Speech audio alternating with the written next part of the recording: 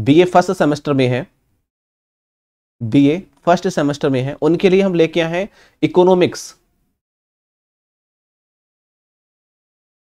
Economics का paper है 2022 के लिए। मोस्ट इंपोर्टेंट क्वेश्चनों को देखेंगे यहां से। देखो मोस्ट इंपोर्टेंट क्वेश्चन, देखो 22 में हो या फिर 23 में, मैं मोस्ट इंपोर्टेंट क्वेश्चन करा रहा हूं। मोस्ट इंपोर्टेंट क्या है आपके एग्जाम के लिए, ये सबसे ज्यादा क्वेश्चन पूछा जाता है जो मोस्ट है भाई। मैं आपको वीडियो बनाकर एक्सप्लेन कर रहा हूं ताकि आप अच्छी तरीके से याद कर सके। और मैंने 2022 में आने वाले क्वेश्चन दे रखे हैं। एग्जाम से 2 दिन पहले मैं आपको इंपोर्टेंट क्वेश्चन देता हूं, वही पेपर में जो छपे होते हैं। भाई आपको बताता हूं, पेपर हैकर को सब्सक्राइब कर लो। यदि जिन छात्रों के एमसीक्यू क्वेश्चन, मतलब कि बहुविकल्पीय क्वेश्चन भी पूछे जा रहे हैं, उनके लिए हमने अलग से पीडीएफ बना के अपलोड कर रखी है, या फिर आप इसके साथ में नोट्स भी डाउनलोड कर पाएंगे। टेलीग्राम का चैनल, टेलीग्राम पर बेटा लिंक दे रखा है, सारे नोट्सों का वहां जाके सब्सक्राइब कर मतलब वहां जाके आप डाउनलोड कर सकते हैं, ठीक है। अब यहां देखो सभी लोग बताएंगे, देखो मांगों को प्रभावित करने वाले तत्व एवं घटकों का वर्णन आपको बताना है। देखो मांगों को प्रभावित करने वाले तत्व कौन कौन से हैं, मांगों को प्रभावित कौन कर सकता है, उन तत्वों के बारे में, और उनके घटक, तत्वों को हम घटक भी बोल सकते हैं, ठीक है, वो कौन कौन से हैं वो आपको बताना है। या फिर आपसे दूसरे टाइप से क्वेश्चन बनता है कि मांग फलन का वर्णन करो, आपसे पूछेगा। 2 टाइप से क्वेश्चन बन सकता है, या तो मांग को प्रभावित करने वाले तत्व कौन कौन से हैं, या फिर मांग फलन का वर्णन करो। इस प्रकार से क्वेश्चन बनता है। अब हम इस क्वेश्चन को कैसे याद करें, बिल्कुल शॉर्ट में हमें बता रहे हैं आपको। जो प्रोफेसर वाटसन थे, याद रखना, जो प्रोफेसर वाटसन थे, उन्होंने एक सिंपल भाषा में इस वर्ड को निचोड़ बताया कि भाई ये चीज होता है, इसको ये समझा जाता है। तो मैं आपको वो समझा रहा हूं, ठीक है। तो ध्यान से देखना, मैं आपको अब यहां से देखो, जब भी कभी ये क्वेश्चन एग्जाम में आता है तो आप यहां से सिंपल उत्तर लिखना स्टार्ट करेंगे। देखो बोला गया है मांग फलन में इस बात का पता लगाना होता है। मांग फलन का मतलब होता है इस बात का पता लगाना होता है, देखो, कि कौन कौन से तत्व मांग को निर्धारित करते हैं। ये बोला गया है मांग फलन का मतलब ये होता है, उनको ये पता लगाना होता है कि कौन कौन से तत्व हैं जो मांग को निर्धारित करते हैं। अब यहां से आप कैसे निर्धारित की बात करेंगे, अब देखो यहां की बात की जाए, अब यहां से कौन कौन से तत्व निर्धारित करते हैं वो बात करेंगे, लेकिन पहले इसको पढ़ लेते हैं।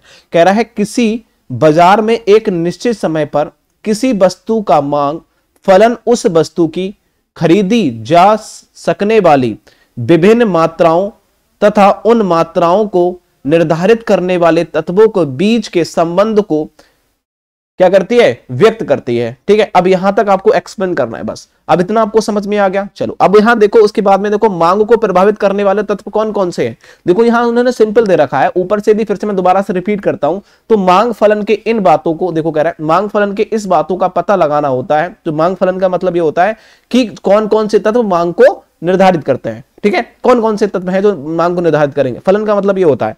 अब देखो इसके बाद में क्या हुआ, यहां से पढ़ा, देखो किसी बाजार में एक निश्चित समय पर, कोई बाजार है, एक निश्चित समय पर किसी वस्तु की मांग फलन में उस वस्तु की खरीदी जा सकने वाली जो विभिन्न मात्राओं एवं उन मात्राओं को निर्धारित करने वाले तत्वों के बीच में संबंध व्यक्त करता है, उनको हम मांग फलन कहते हैं। ये प्रोफेसर वाटसन ने बोला था। उसके बाद में ये घटक कौन कौन से हैं, तो घटक देख लेते हैं। देखो मांग को प्रभावित करने वाले घटक कौन कौन से हैं, उन घटकों को हम जान लेते हैं। तो ध्यान से देखना है। देखो पहला घटक होता है मांग को प्रभावित करने वाले, ये होता है उपभोक्ता की आय। कि उपभोक्ता की आय क्या है, ठीक है, उपभोक्ता की रुचियां क्या है। अब देखो उपभोक्ता किसे कहेंगे, जो माल को खरीद रहा है, जो भी हमने कोई वस्तु बनाई उसकी आय है। मान लो वो 10,000 1 लाख रुपए कमाता है महीने के, तो वो ऐसा तो नहीं है वो 50% तो जरूर खर्च करता होगा, मतलब 50%, 50%, 50,000 तो जरूर खर्च करता होगा महीने में। 1 लाख कमा रहा है तो 50,000 जरूर खर्च करेगा। ये उसकी आय के ऊपर डिपेंड करता है। उसकी रुचि क्या है, किस चीज में उस उपभोक्ता जो 1 लाख रुपए कमा रहा है तो वो ज्यादातर किस चीज में खर्च कर रहा है पैसे, तो उस रुचि को हम देखना है, ठीक है। तभी प्रभावित करने वाले का उसकी रुचियां के बारे में, और कीमत परिवर्तन के बारे में, जनसंख्या का आकार के बारे में, आय वितरण के बारे में, वस्तु की कीमत के बारे में, संबंधित वस्तु की कीमतों के बारे में, ये हमें मांग को प्रभावित करने वाले घटक हैं। उसके बाद में यहां बोला गया है उपरोक्त तत्वों को मिलाकर मांग फलन तैयार किया जाता है। मतलब इन घटकों को देखकर उनकी आय क्या है, रुचि क्या है, परिवर्तन कितना हुआ, जनसंख्या का आकार क्या हुआ, कितनी बड़ी जनसंख्या, आय वितरण क्या है, वस्तु की कीमत क्या है, पहले कितनी थी, अब और संबंधित वस्तु की कीमतें उनसे कैसी कैसी दे रखी है, तो वो सब कुछ ये मिलाकर इनका निचोड़ निकालना मांग फलन कहलाता है। ये निम्न समीकरण द्वारा व्यक्त होता है। तो यहां आप समीकरण की कभी बात करो तो कौन सी समीकरण आप लगाओगे, तो ये वाली समीकरण आप देख सकते हैं कि dx बराबर px डॉट px देख सकते हो, pz शब्द देख सकते हैं, और d तक, यहां तक देखो r तक दे रखा है। मैं दोबारा से रिपीट यहां बिठा देता हूं ताकि आपको क्लियर दिखाई दे, देख लो। ये देखो ये हो गया हमारा dx बराबर होता है d, दोबारा से रिपीट करते हैं, देखो ये वाला इसको देखो, ये वाला यहाँ से देखेंगे, जस्ट मोमेंट, देखो ये वाला इतना चेक करो जो हमने ये येलो कलर का जो हमने, देखो इसको अंडरलाइन किया है, इसको देखो ध्यान से, बॉर्डर लाइन किया है, यहाँ देखो पी एक्स और P R by T E P और बाई डी, ये हमें ये एक समीकरण को लिखना बहुत जरूरी है, जिसे हम मांग फलन की समीकरण भी बोलते हैं।